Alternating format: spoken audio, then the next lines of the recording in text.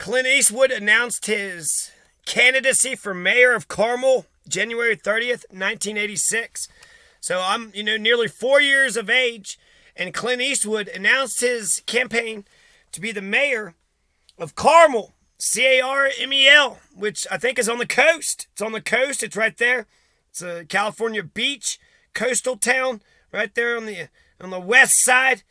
And he trounced the population, 4,000 or so, and he kicked some ass. Charlotte Townsend was the old mayor. He was sick and tired of some bullshit, wanted some changes, ran for mayor, and then the great Hollywood star actor, director Clint Eastwood became the mayor of Carmel, California for 2 years, from 1986 to 1988. He's going to win with 72% of the vote. The vote wasn't even close. It was 2,166 versus 799. So he got, nearly three times more than what she had got, Charlotte Townsend. Also said that she was litigious. So let's talk about Clint Eastwood. Why am I talking about Clint Eastwood? Because he's a progressive Republican. Clint Eastwood is a progressive Republican. You've had a lot of progressive Republicans: Robert Taft, Alf Landon, George Aiken, Robert M. La Follette, George Romney, Nelson Rockefeller, and William Howard Taft, amongst others. So Clint Eastwood, he's the mayor of Carmel, California. Now, he had planning and zoning issues. Essentially, he just wanted to build a small building downtown Carmel, and you had planning and zoning that was sitting there stopping all growth and progress. Well, hell, that's not the Republican that he understands. Republicans are, about economic freedom and about private enterprise. And so he was, why can't I build a small building in downtown Carmel? Population 4,000, I'm Clint Eastwood. I just want to build a small building. It's good for the, public. You're increasing the public property value of the damn thing. It's a small building. What's the problem? I just want to shed. What's the damn problem? And they give him grief. And so he said, well, to hell with this. I'm going to become the mayor, and I'm going to clean house. He hired a campaign manager, so he was very serious about this. This is almost like Hunter S. Thompson, only Clint Eastwood got elected. So Hunter S. Thompson going to lose his, sheriff race in Aspen, Colorado, but Clint Eastwood won his in 1986. So Clint Eastwood, Mr. Make My Day, Mr. Unforgiven, Mr. So what all did he do? He was super progressive, very liberal. He basically said he was very liberal on some things, but he was actually conservative on other things. When he beat Charlotte Townsend, he gave her a potted redwood seedlings, just to, say, hey, it's not... But when he was the mayor, he got a lot of things built. Clint Eastwood was able to build a stairway and a walkway to the beaches. He was most proud of the library annex. So he was able to expand the library, added more books and stuff to the local library of Carmel, California, which is probably still there today. He didn't really, like a Republican, he wants economic freedom. So the rules and regulations and taxes that are stopping people from trying to get things done. Another thing he had campaigned on was the planning and zoning had made it illegal for anybody to sell ice cream cones. So nobody could sell ice cream cones, and therefore you couldn't buy it, and you couldn't have an ice cream cone in Carmel, California, on the west coast, right next to the damn Pacific Ocean, beach front. I mean, that's got to be a hot place. You can't have ice cream. And as soon as Clint Eastwood got elected as mayor of Carmel, California, immediately he approved of an ice cream parlor. And I bet you there's an ice cream parlor there today. The population of Carmel, California was actually 4,500. I think it's more, but it's around 4,000. So pretty small, modest, 4,000. It's not, Pueblo's got 100,000. So it's a small town. He's going to revamp the planning commission. The Carmel Pine Cone is the local paper. Basically, he didn't give any interviews to the national press. He stayed local. He only passed out a few buttons and some bumper stickers. And he was going to let other people expand their businesses and, build more stuff on their things. And he didn't want it to be so litigious. He wanted to just build his damn building. He got the library annexed. He got those stairways and walkways on the beaches built. He got a bunch of things. A tourist parking lot was built. He got elected because he donated $5 million to remodel the Mission Ranch animal sanctuary. So Mr. Pro Animal and Mr. PETA, Mr. Animal Lover, he gave $5 million for the Mission Ranch. Apparently it was going to go bankrupt or go down or something, and he gave it $5 million. There wasn't any street signs in Carmel. There was a ban on the people, any businesses selling ice cream cones. There's, 45% to 55%. William Wilkie. Okay, that's different, isn't it? Yeah. His phone number was unlisted, so that's what Charlotte Townsend was like, you can call me anytime, any day. And he was like, I'll get a answer machine, okay? I'm not going to list my phone number, but I'll get an answer machine so you can contact me. His $200 a month that he got as mayor, he donated to a youth center, so that youth center got his salary. He helped with the Mission Ranch Animal Sanctuary, $5 million with that thing. He helped build a tourist parking lot. Now, people were complaining. Once he became mayor, some people would just come in to see Clint and then leave. So you would get these 2-hour tourists, these people that would just come in and be like, oh, so this is the city Clint Eastwood is taking over. Okay, more tourists, more money for tourist industries, but for everybody else, it's a headache. More traffic, more people, more problems. Clint Eastwood, he did a lot of things. He was no Wendell Willkie. He was no George Romney. He was actually kind of better than Wendell Willkie and George Romney. The locals were opposed to any and all significant development, so when he revamped the planning commission, so he had planning and zoning issues. No second term, what ended his second term, so he's the mayor, and he got all the things done that he wanted to get done. He actually made 2 films while he was a mayor. He made Bird and Heartbreak Ridge. But once he approved the ice cream parlor, once he got the library annex built, once he got the stairways and the walkways to the beach built and the tourist parking lot built, once he got his buildings that he wanted built, and once he got, less regulations for the rest, he just remembers this one moment. He's standing in a garage, somebody's garage with the council, the city council and the staff. So you got Clint Eastwood, city council and the staff, and they're all wondering whether or not this doctor is going to be allowed to change the slope of his roof. He was trying to get a permit to change the slope of his roof, and Clint Eastwood was like, nope, I'm done with this shit. This is bullshit. This is fucking goddamn, this is what I didn't want to do. Why am I here? Why am I doing this shit? So he basically got in and got out, but he did a lot of things. He really wanted to get in, and once he got in, he made the changes he wanted to get in and a lot of progressive measures. People in Carmel, California now, they got more books to read. They can eat ice cream. They got ice cream cones that they can buy and they can eat. They got more, library books. There's a tourist parking lot, and, it's the fucking city that goddamn Clint Eastwood was a part of. Plus the stairways and the walkways on the beaches. So when you're walking around the beaches in Carmel, California, you go to the library or you park in the tourist parking lot. Or you go to the Mission Ranch Animal Sanctuary. You go adopt a dog or a cat at the Mission Ranch Animal Sanctuary. Whatever the hell they're doing up there. Make sure you think Clint Eastwood, because that's why you got all those things. So there you go. Clint Eastwood, huh? Clint Eastwood's a progressive Republican. Progressive Republican? Is that even possible? Can you be a progressive Republican? Is it possible to be a Republican and also a revolutionary anti-fascist, a progressive socialist, and a Republican? I mean, in today's Republican Party, today, those crazy sons of, do they even believe in science and technology? Do they even know what the hell's going on? Do they even believe in clouds and the sun? Oh, the sun ain't even there. That's not the sun. The flat earth and the global warming and, do you know anything? Do you know anything at all? At all! Republicans.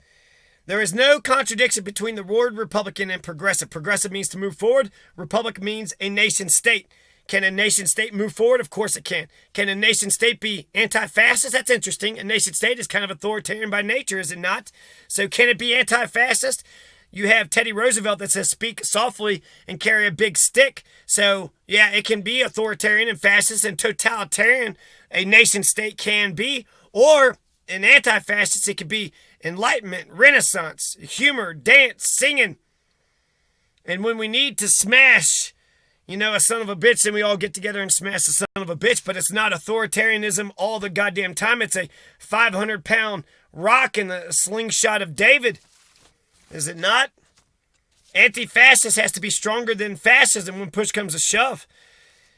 Anti-fascism has to be shoved. They're not pushed, though. They're not the bullies. They're not the ones that's going around, pushing people. And you got to have, how are you going to have a society if you're not going to stop, fucking violent fascists? You're not going to have a society. You got to stop violence, right? You got to stop violent crime. And so, what am I trying to say? Is it possible to be both a Republican and a progressive socialist revolutionary anti-fascist? Abraham Lincoln was. And if you define all those terms, revolutionary means to change the system, a major, massive, sweeping change, and that those changes are incredible. They're great. They're good. They're positive and progressive. So can we move forward? Can we progressive? Can we make better? Can we improve? Can we progress a nation state? Can we progress a republic? Can we not oppress and enslave the bulk of the masses? Can we elevate the working class families? Can a nation state elevate working class families? Can a republic elevate working class families? Doesn't have to be oppressive. It could be a renaissance, an enlightened renaissance. Can it be revolutionary? Of course, all those things. Now, there is a problem, right? There's a problem with all those things.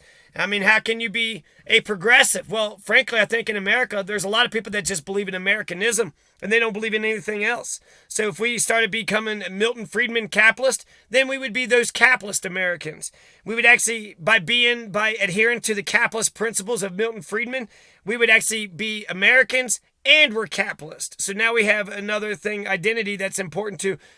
So what I'm saying is, if we had a Milton Friedman capitalist president who says this is the principles that I'm going to form the economy around, I think that would be progressive.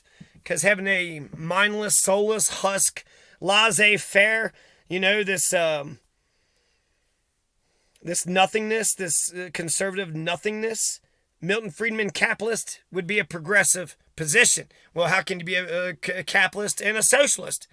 Great question. And I got an answer for. The whole idea of Karl Marx is that you got to smash capitalism and then, help the working masses out. But you got to have a capitalist system. The ruling class have been doing capitalism, but we here in America, the public education, it wasn't like you're capitalist. In fact, when it comes to a lot of things, when it comes to farmers markets, when it comes to yard sales, if you buy and sell things, I had bubble gum that I'd buy and sell and got in trouble for it. So we weren't capitalists. We weren't taught to be capitalists. We weren't saying, hey, you better scrounge, you better fight and claw your way to owning a tiny little small business selling knick-knack, paddywhack, give a dog a bone. No. So in order to smash capitalism, you first have to have a capitalism to smash. So let's get some capitalism, and then we can, go towards smashing capitalism. Also, I am both liberal and conservative. Throughout history, you've been debating liberal and conservative. So you have all these conservative Democrats, Bill fucking Clinton, Obama. He said he ran the country as Ronald Reagan, Joe Biden. Nothing fundamentally is going to change. This incrementalism is going at a glacier pace. So when it comes to liberal versus conservatism, you have a lot of conservative fucking Democrats, and they think they're clever and smart, and they have tricked a lot of fucking people because the Republicans are batshit crazy, right? With they're fucking just off the. But anyways. When it comes to liberals, let's just define it this way. They care about the community, they care about change, and they lead with their heart. Conservatives lead with their brain. They care about the status quo, keeping things the same, and they care about the individual more than the community. They care about the status quo more than change. They care about the making sense more than the heart. So what do we need? Do we need just the individual or the community? Do we need the change or the status quo? Do we need the head or the heart? Well, I think we need both. I think we need a balance. The body needs both a head and a heart.